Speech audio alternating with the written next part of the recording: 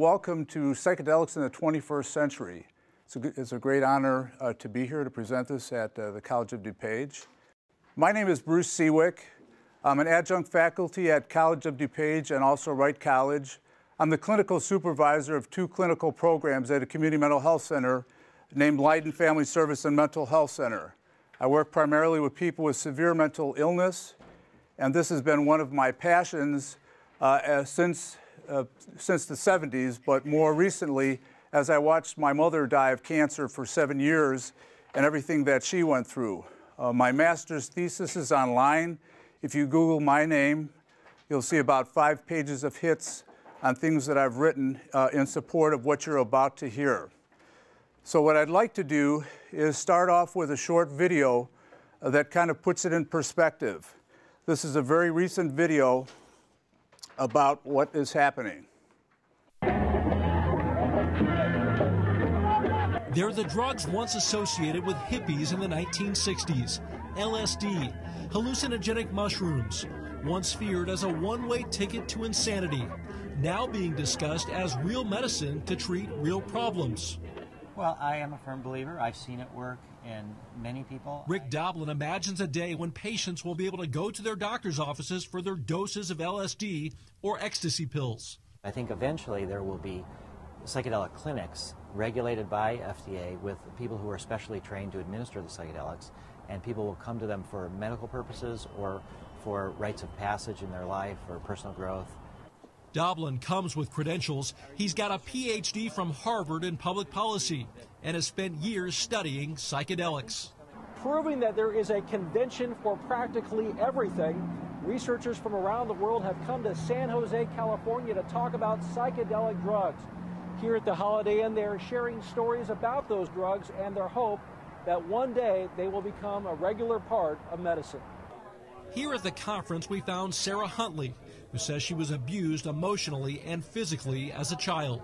It made me feel worthless most of the time, and that I was a burden to that member of my family, and that I wasn't really worth that burden. She says the abuse stripped her of self-confidence. Then, as a 17-year-old high school student, she started taking the drug ecstasy, scientifically known as MDMA. MDMA, or ecstasy you see right here, was developed in the early 20th century as a possible appetite suppressant. Of course, today people use it for its hallucinogenic effects. Users say it can heighten their senses and lower their inhibitions. It seems like the color contrast is what... Now 23, Sarah says MDMA helped get her life back. Using the MDMA helped ease my sense of fear and defensiveness. They talk about being happy. Psychiatrist Michael Mithofer has never examined Sarah, but believes psychedelics hold tremendous promise. Through a study approved by the Food and Drug Administration, he's been administering MDMA to patients with post-traumatic stress disorder. As a doctor, what made you think that psychedelics could be helpful? Well, you know, we know that the treatment of PTSD involves revisiting the trauma in a therapeutic session. So our idea is that MDMA may bring people into kind of an optimal zone of arousal where they can connect with their feelings, but they aren't going to be overwhelmed by fear. For advocates, the key is matching the drug with the problem. Psilocybin found in certain mushrooms might be used to treat anxiety related to terminal illness. The same for LSD. It can vary according to what issues they're working with, how much denial they have. But we would like to have psychiatrists and psychotherapists have access to a whole tool chest of psychedelics that they can use at appropriate times. But some doctors question whether psychedelics are ever appropriate. Stanford psychiatrist David Spiegel says there's no scientific literature yet to back up any positive claims. The key issue in the treatments of this disorder is teaching people how to access their memories and feelings about the trauma in a controlled way. And psychedelics are anything but a controlled experience. For now, that's the mainstream medical consensus. Maybe if you get pure MDMA. But supporters here hope that over time, psychedelics will be seen less as a bad trip and more as legitimate medicine. Okay, ladies and gentlemen, I'm here to tell you the bad acid trip of the 70s is over.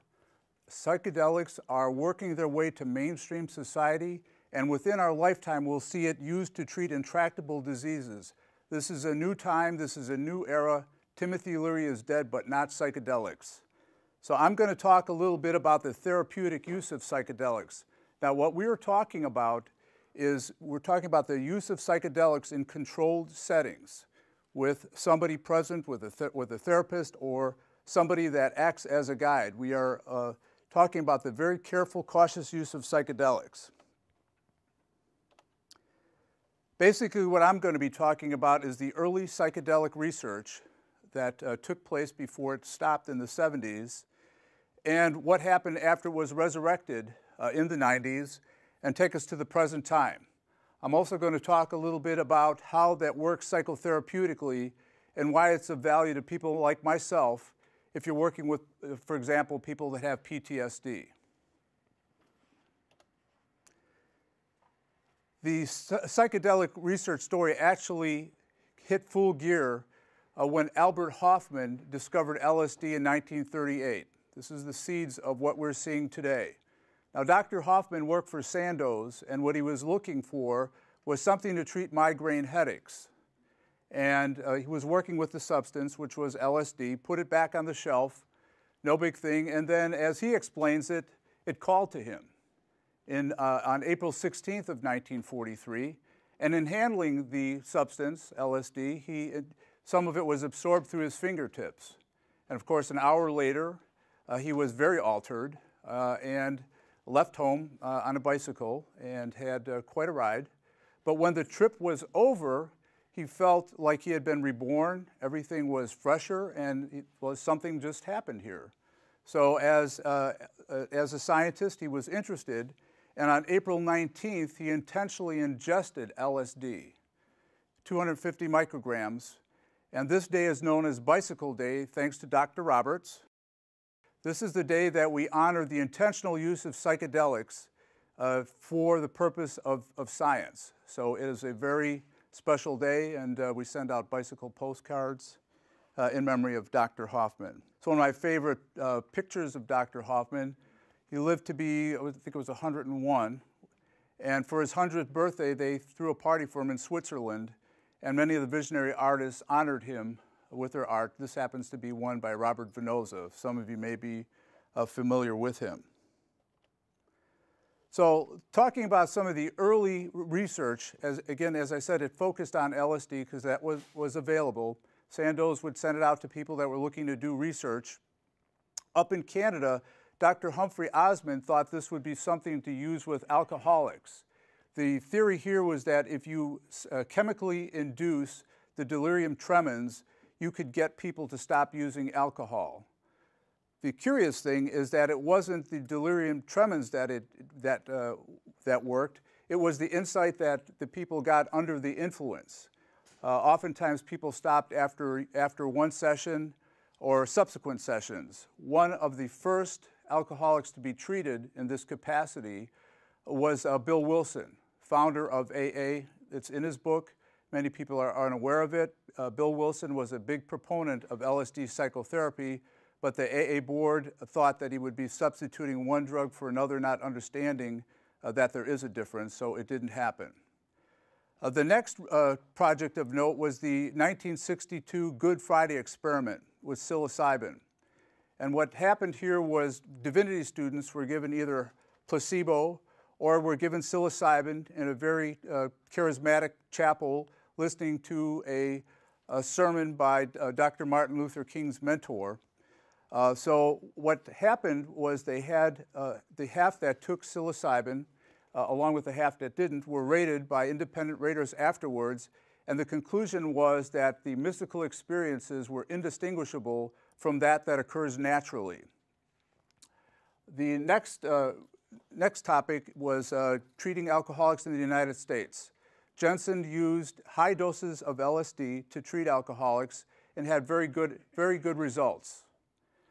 Caston Collins at the Chicago Medical School had the idea that maybe LSD would be a good analgesic, something to kill the pain of people that were dying. So they administered what we would call a heroic dose of LSD to people that were dying. And what they found was that the mystical spiritual experience they had allowed them to die with less emotional pain, because when somebody is not experiencing emotional pain, it impacts your physical well-being. So they are able to die less opiated and more conscious. So this actually started in Chicago in 1962. Now, the other interesting thing is that I'll be talking at the end of this lecture about research that is in some ways a variation of this early research. The early research was very good, and there were over 1,000 papers written on psychedelics. When I was an undergraduate for psychology at the University of Illinois, psychedelic psychotherapy was in my textbook. Psychedelic and psycholytic, and I wanted to be a psychedelic therapist, but we all know what happened. The last one I'm going to talk about that took place toward the end of the 60s, targeting regressed and autistic children using psychedelic-assisted therapy. In Europe, there was psychedelic therapy going on at the same time. Two researchers of note, the first one, Dr. Mylan Hausner, in just about a decade, did over 3,000 psychedelic sessions using LSD. The dose ranged anywhere from 30 to 400 micrograms. Some of the higher doses, some of the higher sessions were 60, with an average of 5 to 20 sessions. There was also the weekend hospitalization option, which was available every 3 to 4 weeks for those that were unable to do it during the week. So again, he did over 3,000 sessions with no problems. A more well-known researcher, Dr. Stanislav Grof, did LSD research in Czechoslovakia. Many of his clients, patients, were victims of the Holocaust. So he was treating them with LSD with very good results.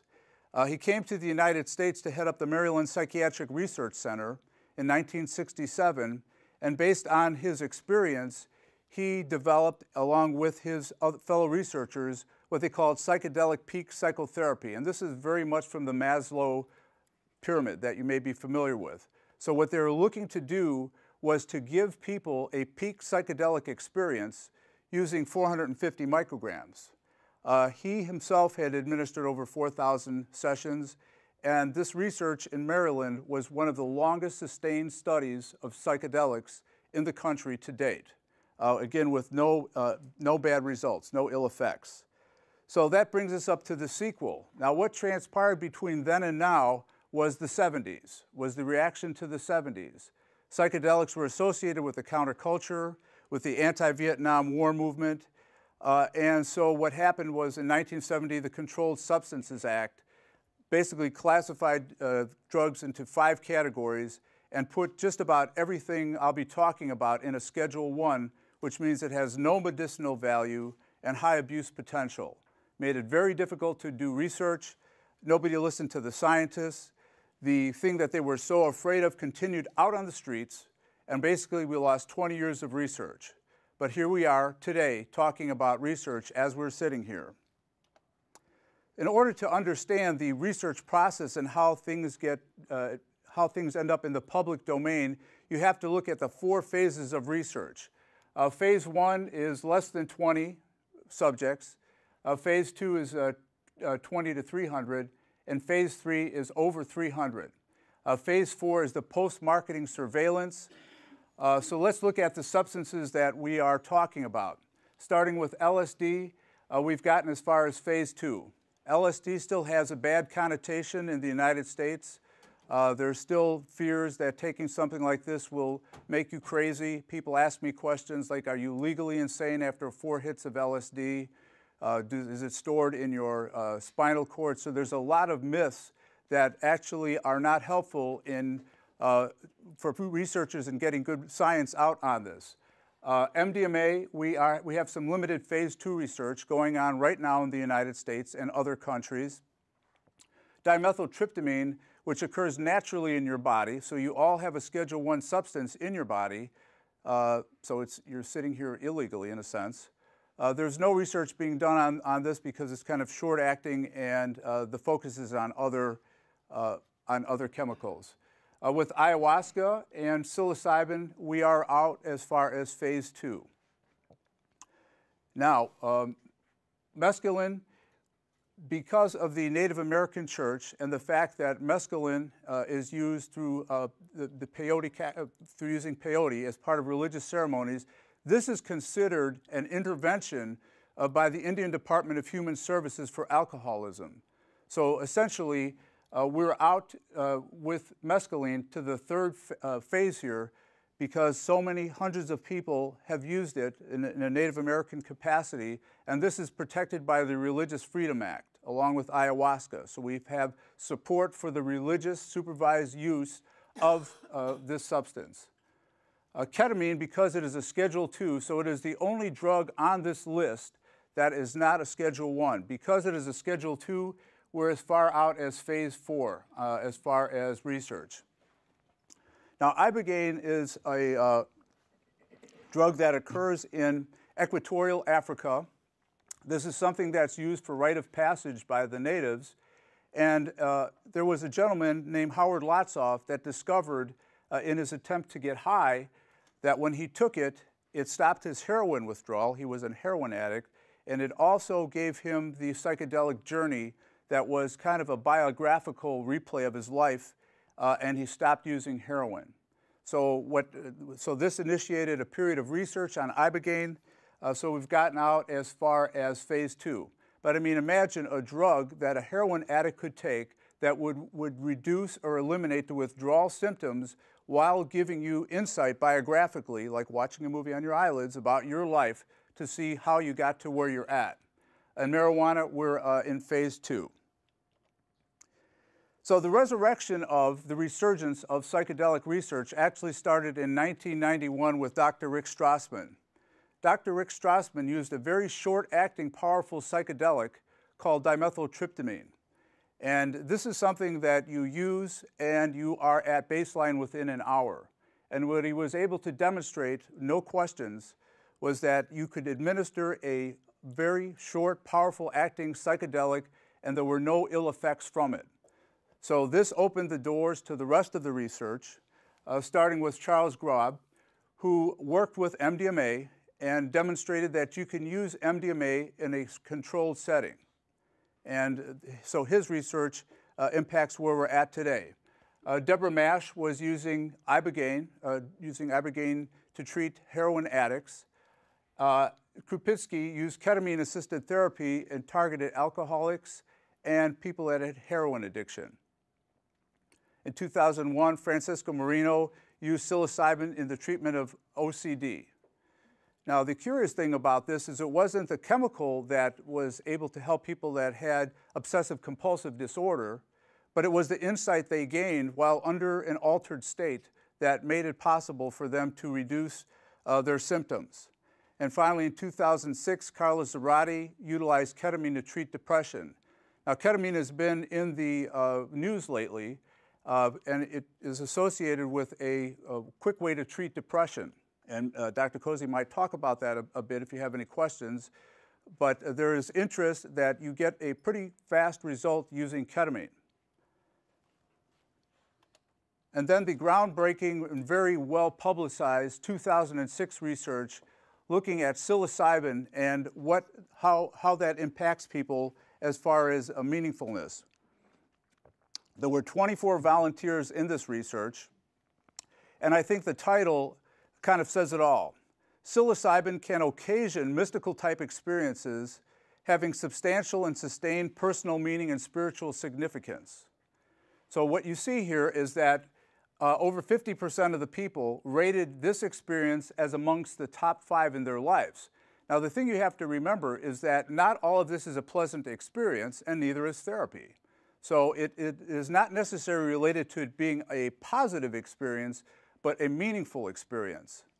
You see here that about 20% rated it as the single most important meaningful event in their life, and about the same amount for the top 10.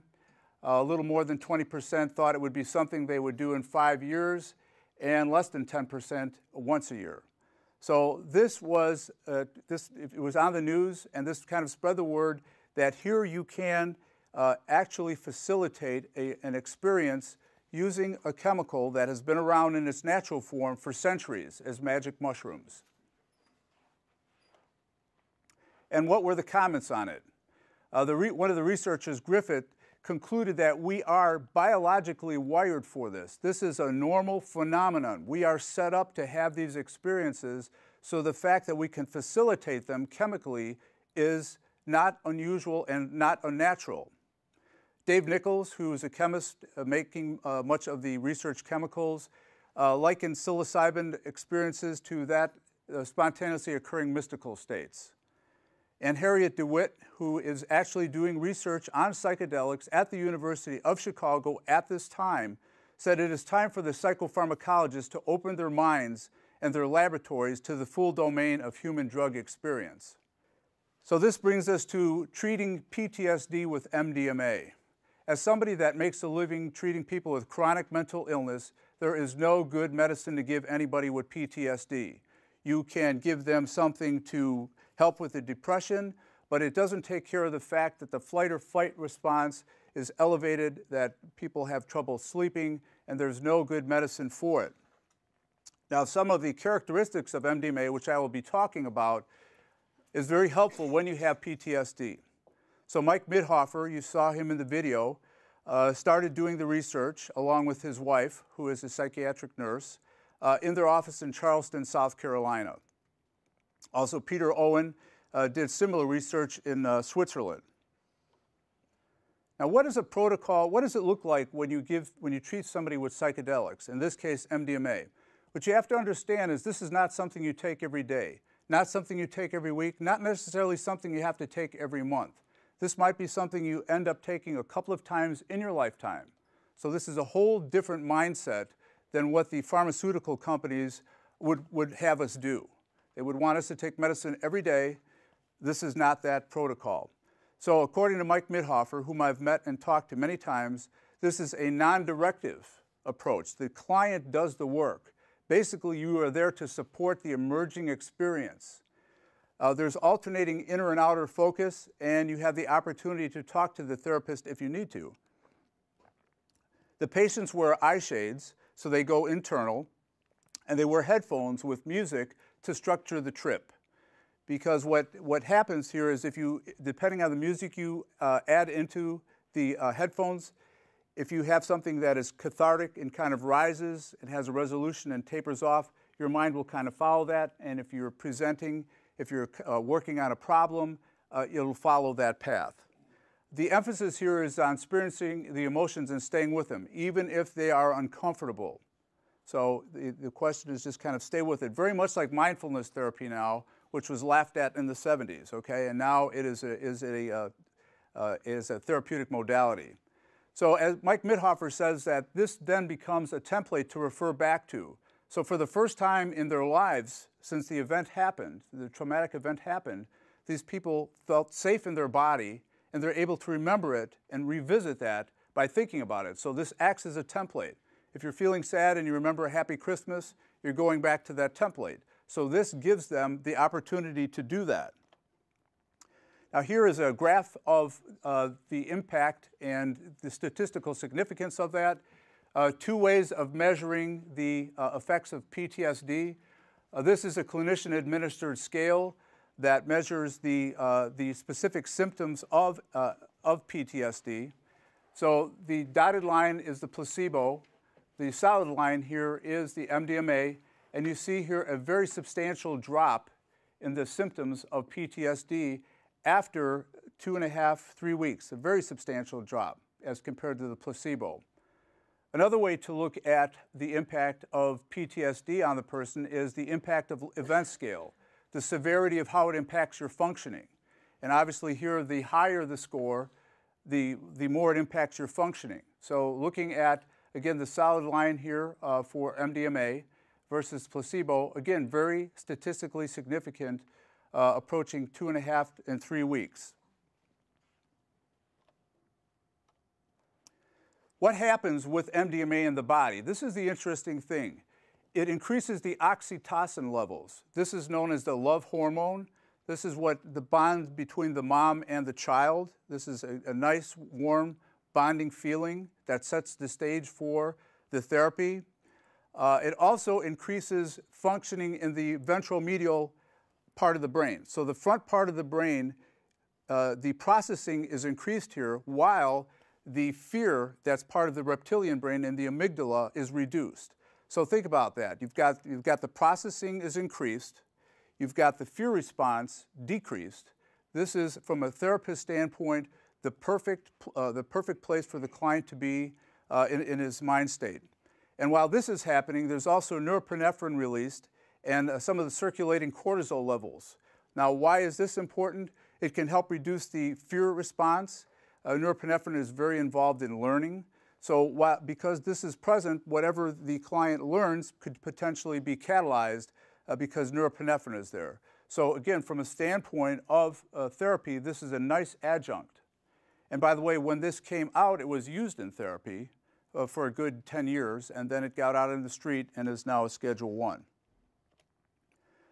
LSD, as I said, it's not being used in the United States because of some of the bad associations, but that doesn't stop us from doing research in other parts of the world. So what we've learned now is that if we can't do the research in the United States, there's other countries that will host the research. And let me tell you something, and Dr. Cozy can speak to this as somebody that actually does the research. It's very tight, is very strict, is very regulated. You're talking about safes, counting, bulletproof glass, etc. Rick Doblin is working on getting MDMA set up in Canada. They have to have bulletproof glass, safes. I mean, it's incredible. So the research is not the way it got to be when Timothy Leary and his band were around. So the research using LSD took place in Switzerland, and again, it targeted the end-stage cancer and other life-threatening illnesses. Now remember, this started in Chicago in 1962. So here we are in 2012, many decades later, basically validating something that showed many years ago, many decades ago. And as I said before, the FDA will accept the results of the Swiss pilot study. The hope is to be able to actually do LSD research in the United States based on the results of this. Rick Doblin says, this is the culmination of the first phase of the psychedelic renaissance. So we've closed the second chapter of the psychedelic renaissance, and now we're in chapter 3. So as I said earlier when I introduced myself and my colleagues, you will see one of these drugs, psilocybin or MDMA, used in a prescribed setting, in a clinic setting, for prescribed afflictions. Other research using psilocybin on people with cancer. This took place at Harbor UCLA, funded by the Hefter Research Institute in the United States. The researcher here was the Charles Grove that I had talked about earlier.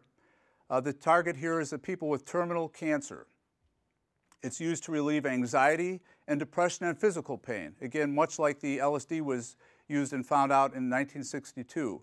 The focus here is on a good death, which is pretty incredible when you think about it, because a lot of people die in a very artificial setting with tubes, and not a good way to exit, okay? By allowing somebody to take a trip and kind of get some insight and then to come back to baseline, oftentimes this changes their perspective, significantly reduces fear of death and their anxiety. And then the family is allowed to come in at the end there and help process, so this is a good thing. What did this research show? Basically, it showed that it is very safe, both psychologically and psychiatrically, to administer psilocybin in a controlled setting. There were no clinically significant adverse effects with psilocybin, and there was a reduction of anxiety in 1 to 3 months with an improvement of mood that persisted and reached significance at 6 months. So imagine, even with this limited use of psilocybin, you've got improvement that reached up to 6 months, which is pretty profound when you think of the protocol of pharmacology these days. This research is going on as we speak. This is interesting because it focuses on the early stage cancer patients. We've talked about people that were terminally ill. Now it's moving toward people that got the cancer diagnosis and processing from that point on. Again, the focus is on spiritual experience facilitated by psilocybin. And the outcome measures here are the measure of a mystical spiritual experience, also the quality of life, anxiety and depression, which is a side effect of dying, attitude about death, and the use of pain medication. And while this is taking place, the blood markers of stress immune function are measured to see if indeed getting a mystical experience, chemical or otherwise, boosts the immune function, because this would be a good thing to know if you're in a terminal illness or if you want to boost your immune system. The research also extends to using it to help people quit smoking, using it as an adjunct to cognitive behavioral treatment.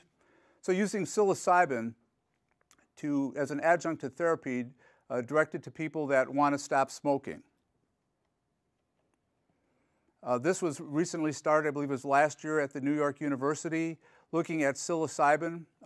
This is funded by the Hefter Research Institute here. It was estimated to be completed. It's not yet. What I've come to find out is most curious is the biggest problem when I've talked to the psychedelic researchers in psychedelic research is getting participants. It is hard for them to actually get people to participate in it because of the myths and the misinformation that have been generated about psychedelics. So they actually have a hard time getting participants. And whenever I've run into them, I say, hey, if you know anybody that is interested in taking part in the research, please send them my way. So here, the anxiety is the main outcome variable. Most of the subjects here are hallucinogen naive. So they are people that have not taken these substances, these chemicals. And again, we're looking at depression. We're looking at any reduction in pain, quality of life, any spiritual measures, and attitude toward disease progression and death. So this is the focus. So what are some of the anecdotal results? Because this is nowhere near completion. All subjects have experienced a clinical improvement in their condition and reported a reduction and resolution of death anxiety. Again, this is a good death. This is a good way to die. You know, you don't go out fighting, you go out peacefully. Reduction in overall anxiety, depression, and also, not surprisingly, increased spiritual practices and improvements in the existential meaning of life. It makes the present moment more fulfilling. You're more in the present moment. I thought you would enjoy seeing, this is the advertisement for typical research. This is from the Johns Hopkins School of Medicine, looking for people committed to spiritual development that are willing to use psilocybin in addition to other spiritual practices. They refer to the entheogen psilocybin as a psychoactive substance found in mushrooms and used as a sacrament in some cultures. When we use the word entheogens, this is the religious and very determined use of psychedelics. It's not recreational use. So that term, entheogen, means the God within. So people that read this and understood what this was talking about got the idea of what this was. Another project that was recently completed is starting to answer the question of what happens when you ingest psilocybin. Why is this such a good adjunct to psychotherapy? What happens in the brain that makes this such a valuable tool? And this research was just completed in England. What they found was that the psilocybin activated autobiographical memories in the brain. So, and some of these were conscious, obviously unconscious. So what you're getting is memories that maybe were repressed, something that you, for defense mechanisms, you weren't thinking about it. So this is, what this implies is it could be used as a tool to facilitate the recall of memories. And then the hope is that because of the state that you're in, because of the feeling that you have, you can reverse some of the negative cognitive biases. So this is kind of from learning theory, state-dependent learning, if you guys remember that. If not, teach a class on behavior modification. Some proposed psychedelic research that is being worked on is working on PTSD again in Canada. MAPS is working on this protocol. They basically have gained conditional approval and are waiting for the final nod in order to initiate this. And also, MAPS is looking to develop a protocol for research on adult people with Asperger's syndrome. Now, if you remember what I told you about the characteristics of MDMA, this could lend itself to people that have Asperger's syndrome, which is part of the autistic spectrum. These are patients, clients that have problems feeling empathy towards other people. This is something that's very difficult. So if you give them a chemical that increases their empathy, the thought is this maybe would change their perception. So this remains to be seen. They're just working on this protocol. The study about using MDMA and PTSD is expanded now. Mike Mithoefer is going to focus on the people that have been in the Iraq and Afghanistan wars. He's looking to increase it to 16. He would like half men, half women. And then as he's working that, he would like to increase it to from 16 to 24 subjects, and maybe look to get approval. You have to get approval for this at each step of the way. So if the research is approved for 16 participants, that's it. If you want 24, that's another process to go through. If you want to include first responders, firefighters, and police officers, that's another step. So as I said, the research is extremely tight. So the thing that makes this research interesting is that the PTSD, the impact of the MDMA on it, would be assessed after the second experimental MDMA psychotherapy session. And what this will do is we will find out if the most efficacious protocol would be to do 2 or 3 administrations of MDMA. And again, there is some research showing that booster sessions might be needed from time to time, not any different than therapy. You go through therapy, you get some relief, something else happens, you come back again. So what's happening in psychedelic psychotherapy? I want to talk about it as a therapist, somebody that makes their living doing this. Just like any other kind of therapy, you have to facilitate a therapeutic alliance. Your client has to be able to trust you, and this especially has to be the case when you're using a psychedelic, which is an altered state of consciousness and increased awareness. A lot of attention has to be paid to the setting. The settings are something that might resemble a small living room. They're usually a comfortable couch, some rugs, flowers, paintings, nice music. So it's not a severe, stark hospital setting, which it does not. The one thing we learned from the 60s and the 70s, it's all about set and setting, what your mind state is and what the setting is of the place that you are doing this. And then you ingest, after educating the client, the psychedelic substance. Now, Sasha Shulgin, whom I've had the honor to meet when I went to a psychedelic conference in San Jose, at that time said there were over 300 synthetic psychedelic compounds out there being used.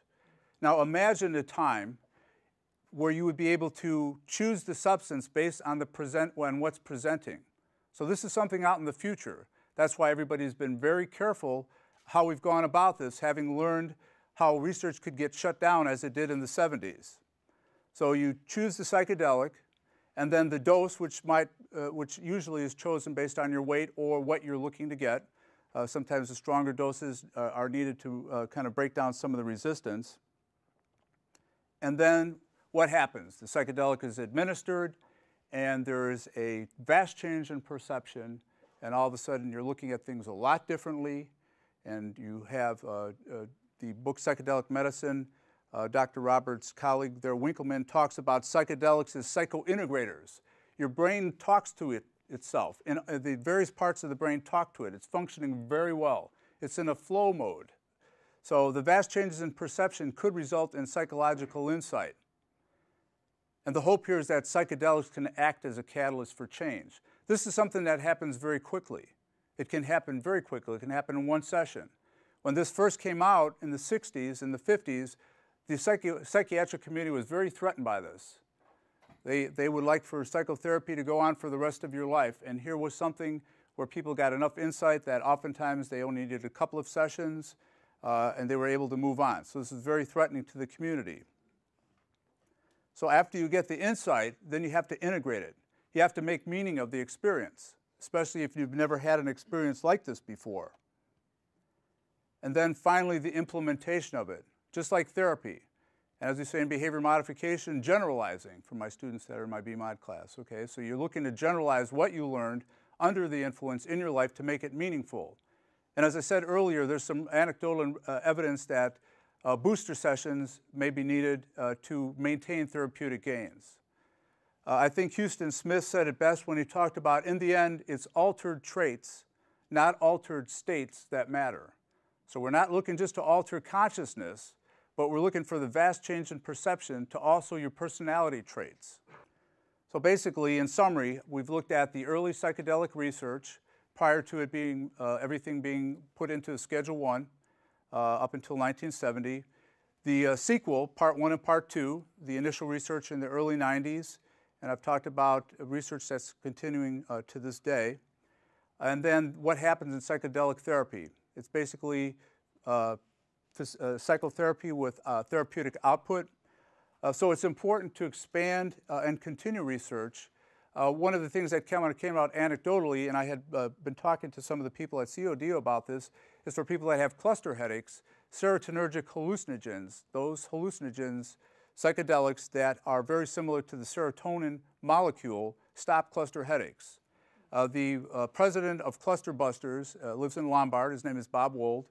And what he does is he takes a subthreshold dose of a serotonergic hallucinogen twice a year on New Year's Eve and the 4th of July, and he has no cluster headaches. So they're also working on a non-psychoactive version of this called 50 LSD bromo, I believe. Thank you.